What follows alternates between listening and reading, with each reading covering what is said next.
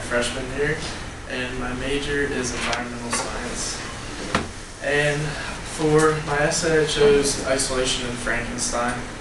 And my main points of my topics are Victor's isolation, the monster's isolation, and the effects of being isolated.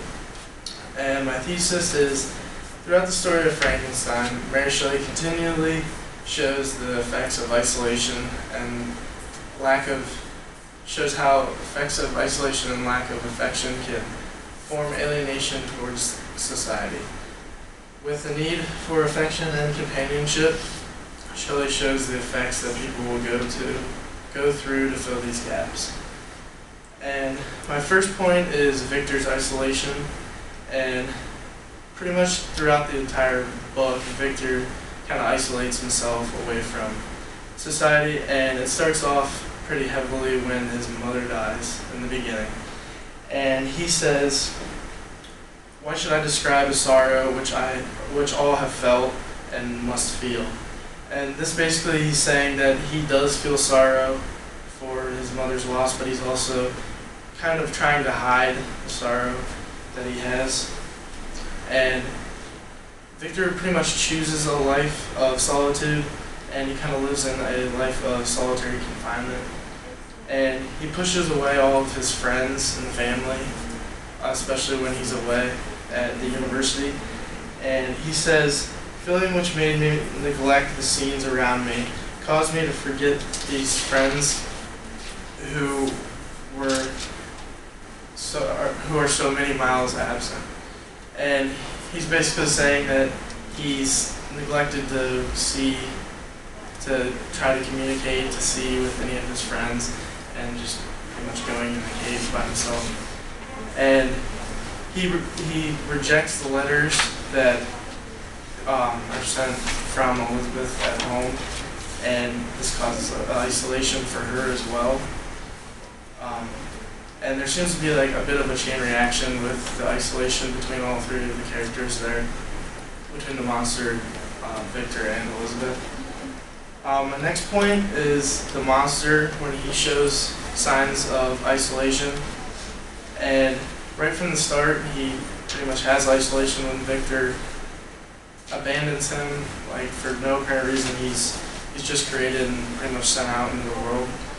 And he pretty much shows that he needs the affection, wants the affection, and is pretty sad about not being noticed in the world. And the monster says, "I am alone and miserable. Man will not associate with me, but one as deformed and horrible as myself would not deny herself to me." And he's pretty much saying and foreshadowing that he wants Victor to make him a companion, someone that looks like him, that won't reject him. And my third point is that Victor and the monster, they both are affected by the isolation differently. And Victor is pretty much like more mellow about what is going on with his isolation, and he reacts, but not as bad as the monster. The monster instantly wants revenge against Victor for throwing him out. The only true people that the monster ever really has as a family is when he is pretty much outside of the cabin in the woods and is listening in on their conversations, and he pretty much feels at home with them. And he says, "The gentle manners and beauty of the cottagers greatly endeared them to me, and if only happened to enter the cottage, their harsh manner and rude gait would only enhance me the superior accomplishments of my friends." And he's pretty much saying that he still feels like he's isolated because of how he looks, and pretty much just stays away from everyone.